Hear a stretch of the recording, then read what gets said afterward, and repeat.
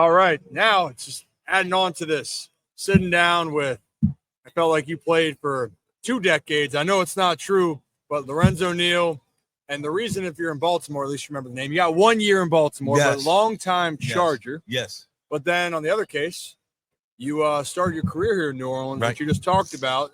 So walk me through that, your whole process in New Orleans. You remember what it was like? Yeah, absolutely. It's crazy. Believe it or not, 87th pick overall.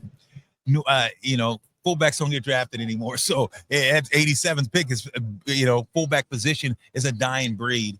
It's interesting because a lot of teams have gone away from the fullback position, just because it's more open. You want to spread out teams and throw the ball. And it's kind of been, we had Marshall Falk on the Believe Network, which company I work for, the Believe Network, and we do all things Chargers. And we're just talking about the game and how it continues to evolve. And people say evolve because the ratings are still good for the National Football League. You look at the media role, look at you're here, look at the thousands of people, the media from all over the world covering this particular game. But it's interesting because the position I played was a physical position. That's about blocking linebackers, going against the Ray Lewises, going against those guys, blowing them up, moving them out of the hole, making the running back look great. And now they really don't, that position is not covered anymore. They're going more with receivers or going with tight ends. And you think about the league, it's like that. The quarterback, you can't hit the quarterback below the knee. You can't hit the quarterback in the head. Nope. You can't receivers. You can't hold them after 5 yards. You can't block them after 5 yards. You can't hit a defensive player. So because you want ratings, because you want high scoring games, and because the quarterback's a quarterback driven league, that's what the league is about. So the physicality part of it sometimes is overlooked and lost. Yeah. Well, I was going to say, you can't sneeze on anybody at times anymore. You got to be careful. But you know what? Because there's a lot I want to dive into, because I'm a sucker for great fullback play. In Baltimore, they love that. You see Pancake Pat Ricard now. Yes, Ricard, I love him. They had Vontae Leach. They had, obviously, you made your trip there, LaRon McClain. Which look at you. Juice Juszczyk left. You went to San Fran. He's one of the. He's still doing it. Going 13 years. Swiss Army knife. Yes, he is definitely that. I love Juice. So don't you say that fullbacks don't matter? They matter. They matter to me in Baltimore. You know what? I can appreciate that. I don't know if it's because your Baltimore background. You did name up all the fullbacks, so I know you're watching your football. Yeah, you didn't have a cheat sheet. You didn't have a cheat sheet. So I'm impressed with that. Well, it's just you guys got to set the tone. You got to set the mentality. That part. And I'm glad that you mentioned, because it is great what you guys doing over at the Believe Network, and you're covering everything Chargers during the season, and also making a Baltimore connection. We got the Los Angeles Ravens, or the Ravens of the West Coast, with all the moves that happen with the Chargers, Los Angeles Ravens, I like that. You know what I mean? You had Justin Bus, J.K. Dobbins, Ortiz. Right. I mean, then you got Jim, brother with John. Oh, wow. All of that, right? So you guys cover that all the time. So next year, I want to make sure I got to talk to you, because you guys are doing all the day-to-day coverage, and as a player specifically. Absolutely. You got all the insight right there that matters. Now, I got to know then, because I got to go down fullback memory lane. Yes. What was one of your favorite pancake blocks, or one moment that you remember where you're like, damn, that was good? You set the tone. And you know what? There's a guy that I'm my rookie year. I get drafted to the Saints, and we go to Mankato. That's where all the cheeseheads. That's where it's us, the Saints, Kansas City. It's friggin' the Chicago Bears, Mankato. That's where everyone comes together and they practice. That's what used to be like a round robin and scrimmage.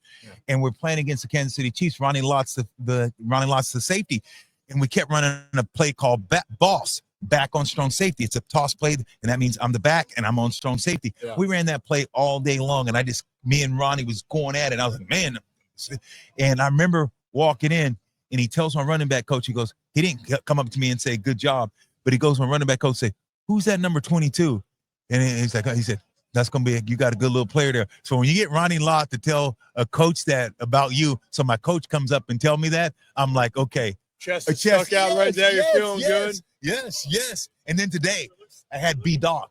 Brian Dawkins, like, I said, man, B-Doc, Philadelphia, great Hall of Fame. Brian Dawkins. And today we're talking. I was like, man, dude, you used to bring the best out of me. I knew when I played against you, I knew you was going to come fill the holes. And he said, I tell the story. You the only guy. You were only one of the only fullbacks that put me on my ass. So B Docs gave me that, and I told him to tell him he wouldn't tell it. He wouldn't tell the story on air. Oh, he wouldn't come tell on, come on. So you can't confirm or deny, right? I know it's confirmed. I'm gonna go look at highlights. Yeah, We're gonna go into we're having Brian Baldinger on next. So Baldy, maybe I can be like, hey, breakdowns. Can you go find Lorenzo Neal? Yes. And there, and Dan Orlowski says he watches almost every snap. Oh. Hey, Dan, we need a little history lesson. Let's go find. Baldy will find it. Okay, we need that. Yeah, we do. We need to clip. confirm exactly. Well, I mean, hey, it's the truth. I believe you. Yes, I believe you. I know you do. I know you do. Hey, so I got to know then, for 2008 being in Baltimore, I would be remiss if I didn't ask you about coming over to the Ravens. Great year, lost in the AFC Championship game. What were some things that stuck out to you when you came over? Flacco just came in to be the quarterback. Yeah. There any maybe not say untold stories, but moments that you remembered in 08 being at the bank and with the Ravens? I remember going to the Ravens, and one of those defining moments with me is Ray Lewis and Ed Reed. Harbaughs head rookie coach that year, but right. He's taking the team, so he's a good dude, great man. So I remember him talking, and Ray and Ed Reed has 2 lockers, because not that they just took them, it's because there's no one on the team. There's extra lockers, so those guys have 2 lockers. Harbaugh goes to those guys and says, hey, look, man, why don't you have 1 locker? Be like the rest of the team. Do this stuff. I think that was a defining moment in his young career that those 2 guys, guess what they did? They bought in, said, okay, we'll take 1. But you had the 2 guys that were revered say, hey, look, your head coach, rookie year, comes in with those 2 guys to buy in. That was one of those defining moments. And I think I would have played another 2 years if I didn't go to Baltimore. That year killed me, by the way. It killed you? What? I mean, just because of the physicality, It was a physical. I was older, and I didn't know that, Joey Flacco was a rookie. Yeah. So we just lined up, and we run the ball 40, 50 times a game. Yes, you did. Ray Rice was playing tailback. LaRon McClain had 1,000 yards. So everyone will talk about that. That was probably my finest hour. Ray Rice and LaRon almost had 1,000 yards, and I was leaving McGahee too, and McGahee. So I was leaving. So McClain would go big backfield. McClain would go tailback, and I would go fullback. So that year beat me up. Let's talk about the jumbo package right there. Yes. Talk about someone hitting somebody, man. And then you up against the Steelers. We had Charlie Batch on a couple days ago, or it's a couple days ago now.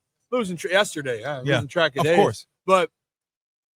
Just talking about those matchups with Pittsburgh and Baltimore, man. And I'm just like, you're playing the AFC North, man. It gets cold. Those teams like to hit.